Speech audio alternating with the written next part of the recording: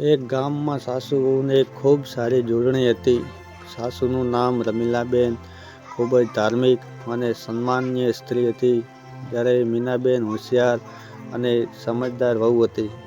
ઘરમાં બધું સામાન્ય રીતે ચાલતું હતું, પણ એક દિવસ રમીલાબેનને લાગ્યું કે મીનાબેન તેમના માટે તિરાડ ઉચેરા રહી છે. તેમને લાગ્યું કે મીનાબેન ઘરમાં બધાને વધુ મહત્ત્વ આપે છે, પણ તેમનું સન્માન થતું નથી.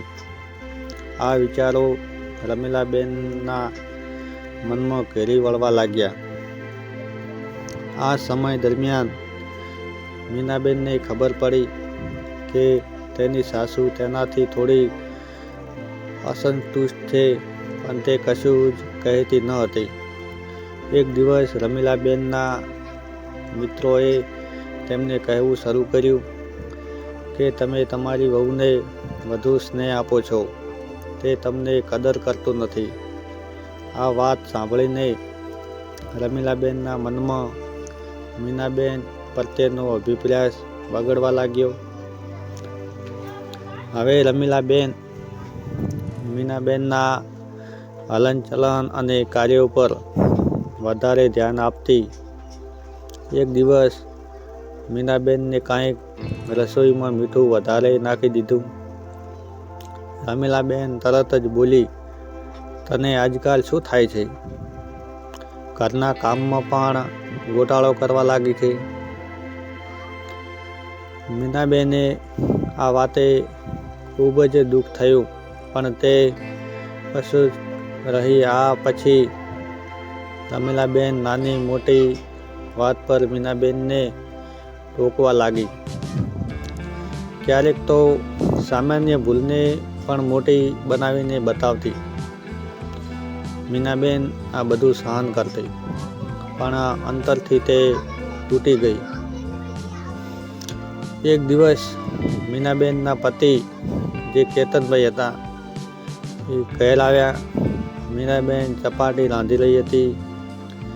રમીલાબેન ત્યાં આવી અને દૂધમાં મીઠું નાખી દીધું.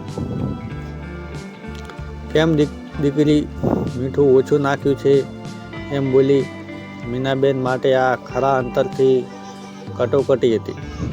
તે આંખમાં આંસુ લાવતા બોલી, સાસુ, હું મારી રીતે સારો પ્રયાસ કરું છું, પણ તમે મારી કોઈ વાત સમજતા નથી.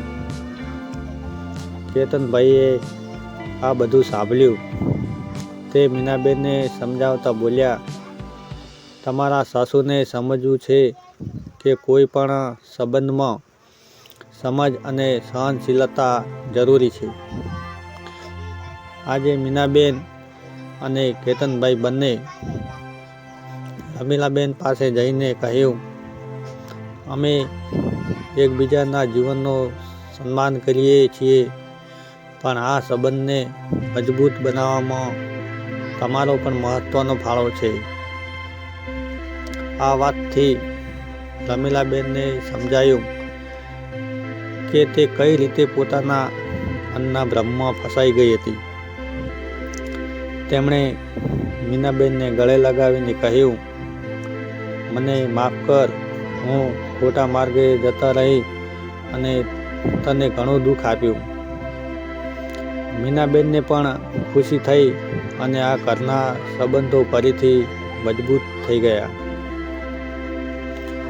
આ સાસુ વહુની કથા એ દર્શાવે છે કે નાની મોટી ઘટનાઓના કારણે સંબંધોમાં તણાવ આવી શકે છે, પણ સમજ અને પ્રેમથી તેને ફરી મજબૂત બનાવી શકાય છે.